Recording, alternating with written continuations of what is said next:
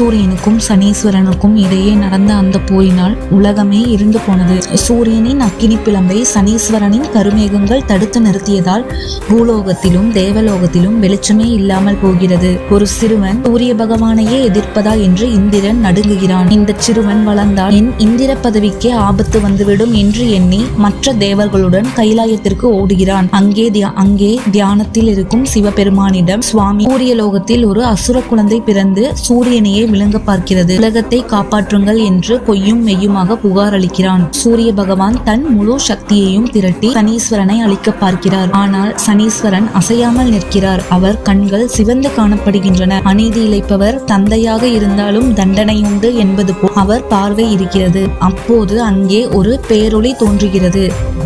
ஓம் நமச்சிவாய என்ற மந்திர முழக்கத்துடன் சிவபெருமான் ரிஷப வாகனத்தில் அங்கே வந்து இறங்குகிறார். ஈசனை கண்டதும் சூரிய பகவான் தன் அக்னியை தணிக்கிறார். சனீஸ்வரனும் தன் ஆக்ரோஷத்தை குறைத்து கொண்டு ஈசனை பணிந்து வணங்குகிறார். சூரிய பகவான் சிவனிடம் முறையிடுகிறார், சுவாமி, இந்த குழந்தை என் குலத்திற்கு அவமானம், என்னை எதிர்த்து போர் புரிகிறார், இவன் ஒரு அசுரன், இவனை தண்டியுங்கள் என்கிறார். ஈசன் மெல்ல புன்னகைக்கிறார். சூரிய தேவா, கண்ணால் காண்பது எல்லாம் உண்மையல்ல. நீ உன் மனைவியை சந்தேகப்பட்டாய்.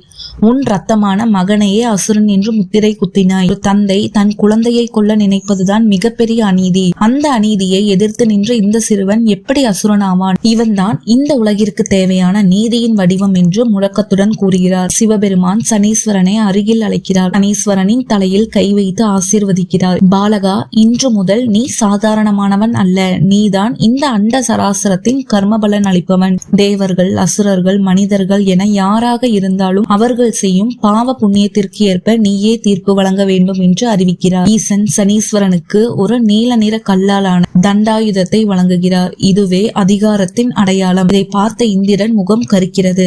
ஏனெனில் இனி அவன் செய்யும் தவறுகளுக்கு சனீஸ்வரன் தண்டனை கொடுப்பார் என்பது அவனுக்கு புரிகிறது. தாயாதேவி தன் மகனை பெருமையுடன் பார்க்கிறார். சூரிய பகவான் தன் தவறை உணர்ந்து தலை குனிகிறார். அவர் சனீஸ்வரனிடம் மன்னிப்பு கேட்க முயலும் போது சனீஸ்வரன் கூறுகிறார், தந்தையே, பாசம் வேறு கடமை வேறு. இனி நான் சூரியலோகத்தில் இருக்க மாட்டேன். நான் ஒரு தனி கிரகமாக இருந்து உலகிற்கு நீதி வழங்குவேன். என் பார்வை யார் மீது விழுந்தாலும் அவர் செய்த வினைக்கேற்ப பலன் கிடைக்கும் என்று கூறி அங்கிருந்து விடை பெறுகிறார். அவருடன் அவருடைய வாகனமான அந்த நீல நிறக்காகவும் பறந்து செல்கிறது. ஒரு சிறுவன் நீதியின் தேவனாக மாறிய அந்த அற்புத காட்சியுடன் இந்த எபிசோட் முடிகிறது. ஈசனின் ஆசியுடன் சனீஸ்வரன் தன் நீதி பயணத்தை தொடங்கிவிட்டார். ஆனால் சனீஸ்வரனின் பிடியில் முதலில் சிக்கப் போவது யார்? அடுத்த எபிசோட் இன்னும் அதிரடியாக இருக்கும். மறக்காம விதி மாறும் சேனலை சப்ஸ்கிரைப் பண்ணுங்க. சனீஸ்வரனை பற்றிய உங்கள் கருத்துக்களை கமெண்ட்ல